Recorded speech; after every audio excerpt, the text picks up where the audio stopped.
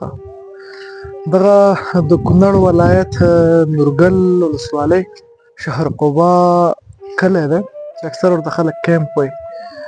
دغلته چې دا کم خلک ناست دي دوی خپل هغه شهیدانو ته راغلي چې د یو کور نه 10 شهیدان ورکړي او سهار وختي د دوی نه دلته دعا ته راغلي. مونږ غوښتل چې دوی خلکو سره خبرې وکړو خو دوی بیچارهګان هم نو په یو کور کې چې 10 شهیدان وي نو هغه بیچارهګان به څنګه خبرې وکړي. اگر چې مونږ ته هم دغه د ځورولو کیسې نه راځي چې خلک وځورو خو ډېر یو دردونکي حالات د دې چې د لمر چې کوم دغه ټیم راجګېږي په دغه وخت کې خلک څه خوشحالیانې وي او څه داسې یو ښایسته د سحر احساس کوي که نه نو دغلته ماحول بیخي داسې خفه اوسي یو رقم د غمجن حالات دی. نو دغه مړي دي شهیدان دي چې تقریبا د یو کور نه 10 شهیدان شوي دي.